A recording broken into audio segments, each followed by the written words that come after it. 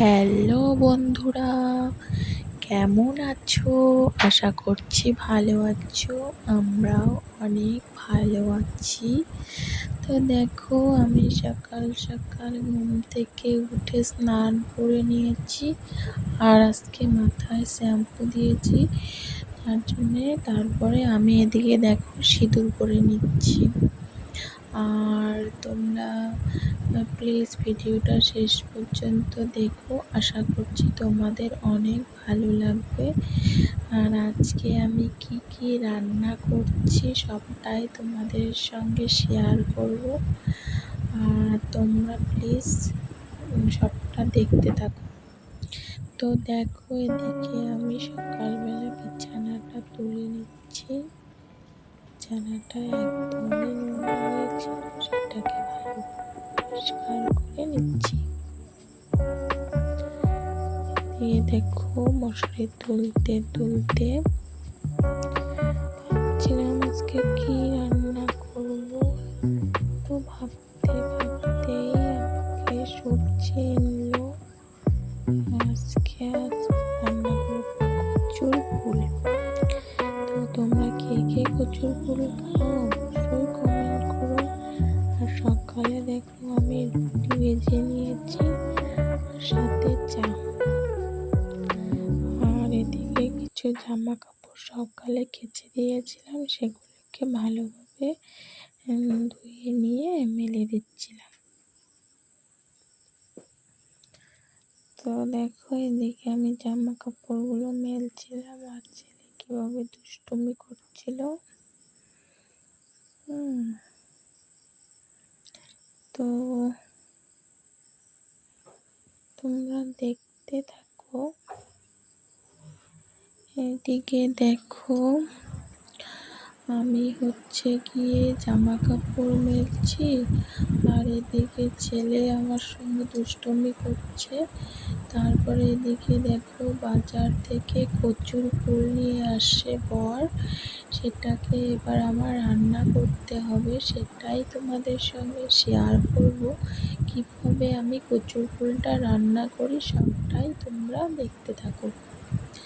তো তোমরা কমেন্টে জানিও তোমরা কে কীভাবে কচুর ফুল খাও, আর আদৌ খাও কি না। আর আমার তো কচুর ফুল খেতে ভালোই লাগে, আমার কচুর সব কিছুই খেতে ভালো লাগে। আর এদিকে দেখো, পাঙ্গাস মাছ এনেছিল, আর আজকে আমি রান্না করব পাঙ্গাস মাছ আলু দিয়ে, আর কচুর ফুল। তো তোমরা দেখতে থাকো, ভিডিওটা স্কিপ না করে সম্পূর্ণটা দেখতে থাকো।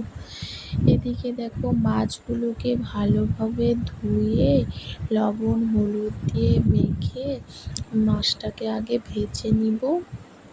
আর আজকে না একদমই ভালো লাগতেছিল না শরীরটা।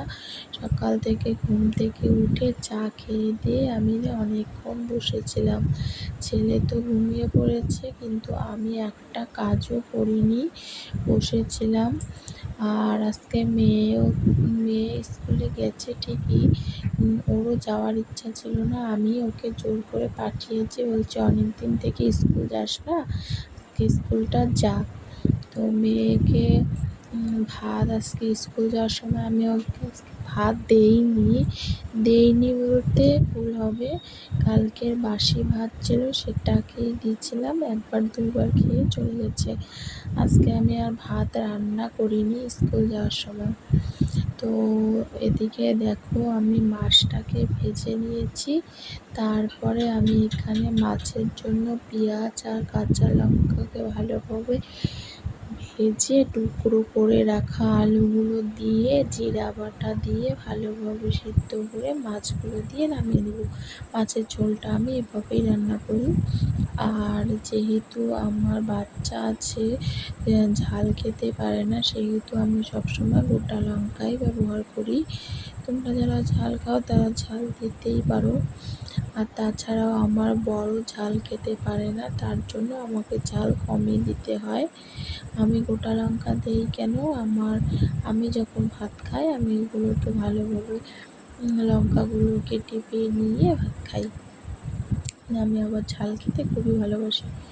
তারপরে এদিকে না আজকে যেহেতু আমি সকালে রান্না করিনি, রান্না বসাতে বসাতে আমার 1:30টার মতো বেজে গিয়েছিল, কারণ ছেলেকে খাইয়ে দাইয়ে স্নান করিয়ে তারপরে আমি রান্না বসেছি।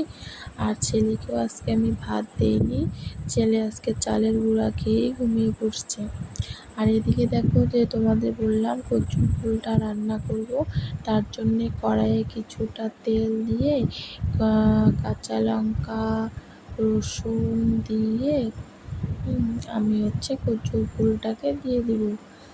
এই দেখো কচুর ফুলটাকে ছোট ছোট করে কেটে নিয়েছি। কচুর ফুলের ভিতরে যে সাদা লম্বা ডান্টির মতো অংশটা হয় সেটাকে আমি ফেলে দিয়েছি। ফেলে দিয়ে ছোট ছোট করে কেটে ধুয়ে তারপরে এদিকে কড়াইয়ে দিয়ে দিয়েছি। এখন এখানে দিব কিছুটা হলুদ গুঁড়ো আর লবণ গুঁড়ো দিয়ে ভালোভাবে নেড়ে চেড়ে অনেকক্ষণ ভাজতে হবে। তো না হলে কিন্তু গলা চুলকাবে। আর লঙ্কার পরিমাণটাও তোমরা অনেকটাই দিও, না হলে গলা চুলকাতে পারে। তো এদিকে দেখো ভালোভাবে নেড়ে চেড়ে নিয়ে কিছুটা জল দিয়ে মাঝখানে ঢেকে দিয়েছিলাম। তারপরে ভালোভাবে খুন্তির সাহায্যে ম্যাশ করে নিচ্ছিলাম। ম্যাশ না করলে কিন্তু ভালো লাগবে না খেতে। তো দেখো ম্যাশ করে নিয়ে আবার কিছুটা জল দিয়ে আবার ভাজাভাজি করে নিয়ে ওরকম করে নামিয়ে নিয়েছিলাম। তো তোমরা তো সকলেই জানো প্রত্যেকটা মেয়েরই প্রতি মাসে মাসে যে হয় ঋতুচক্র, সেটার কথা বলছিলাম। তো আমারও এই দুদিন থেকে আর কি হচ্ছে, তার জন্য না আমার শরীরটা একদমই ভালো নেই। তো আমি যেহেতু পূজা দিতে পারছি না, সেই জন্য দেখো আমার মেয়ে আমার পুজোগুলো দিয়ে দিচ্ছে। মানে গোপালকে স্নান করানো, গোপালকে খাইতে দেওয়া সবটাই মেয়ে নিজে হাতে একা একাই করছে। আমি শুধু ওকে একটু বলে দিই, ব্যাস ও একা একাই করছে। তো তোমরা অবশ্যই আমার মেয়েকে আশীর্বাদ করো, ও যেন বড় হয়ে অনেক বড় মানুষ হতে পারে। আর আমার মেয়ে সত্যিই মা লক্ষ্মী। আর আমার মেয়েকে তুমি যা বলবে ও তাই করবে।